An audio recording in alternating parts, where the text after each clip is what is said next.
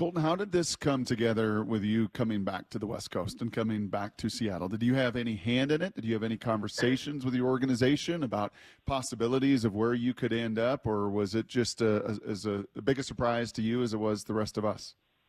Yeah, I wish I had that kind of say. It was no. This was me sitting back and refreshing Twitter and looking at seeing what was going to happen. I kind of already had the idea that I was going to get traded.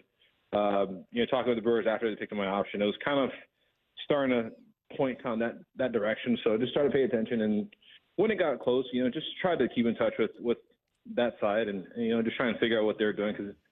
Obviously it's a business side. We all know that this game, there's always a business. And, it's cool when you're able to kind of keep connections with the other team. And, the Brewers are amazing and help and keep me in the loop with it, especially with my wife being, so far along with pregnancy and whatnot. They made the transition super easy. And, I thank them for keeping me in Arizona for spring training because if I was in Florida right now, my wife probably would have my head. So, it's big thank you on both sides, I guess. That's cool that it worked out that way. And we saw some video of you down there, unsurprisingly, working with Perry Hill. I know he was excited to get his hands on you. What's been your initial reaction to Perry Hill? Oh, I love Perry Hill. I told him the first time I met him because he used to be in Miami and I was in St. Louis, and I told him I used to always stare over the fence when we were taking ground balls on backfields and see the drills he was doing with the guys on that side. Because, when I first got to the big leagues, he was one of the names. It was like Jose Oquendo, who I was fortunate enough to be with when I was in St. Louis, and then it was Perry Hill. Those two guys were kind of like the names. And then obviously, you have Ron Washington and, the other amazing infield coaches around the league. But, those two guys were kind of the guys that I heard of just because I was in that Jupiter area. And,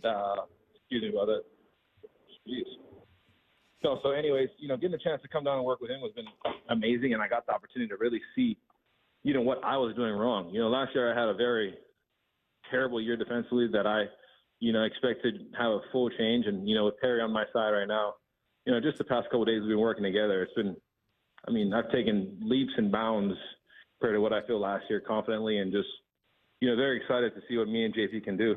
So I got a little 13-year-old aspiring baseball player son, and I watch them practice. You're telling me that a 32-year-old with as much big league experience as you have still learns new tricks when it comes to the fundamentals of fielding?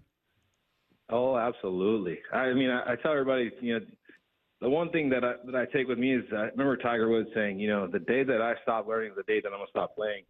And, that was something that I thought was very, very intriguing. I was like, this guy being at the top of the game that he is, he's still constantly trying to figure out ways to get better. He's constantly trying to figure out ways to grow his game. And, I want to do the same thing. So I constantly, especially with guys that I know have track records. Like, I want to pick your brain. I told Perry, I'm going to wear you out this year, man.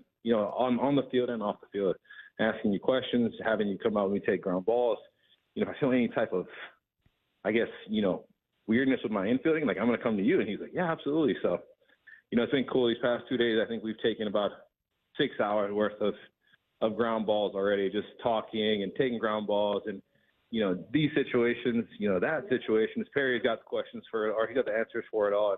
It's just been fun to get there and pick his brain. That's really cool. And we've seen certainly the benefits here. What he's done when J.P. Crawford arrived, he was known as a great bat who couldn't field. And obviously, he's completely changed that defensive part of his game. And we had heard some of the same stuff reputationally from Eugenio Suarez. And after a little time with Perry Hill, he turned himself into a fantastic fielder last year. And Ty France has been a fantastic addition at first base. It's really, his track record is, I don't think I've ever seen anything like it in baseball. Wow. Yeah, you look around Diamond and, you cannot be excited. I think, obviously, just carrying on from last year and seeing what that team did last year. Frazier's a good friend of mine, so I know he's a hell of a player, and I'm just going to hope to come in and continue to do what I can to make this team go forward.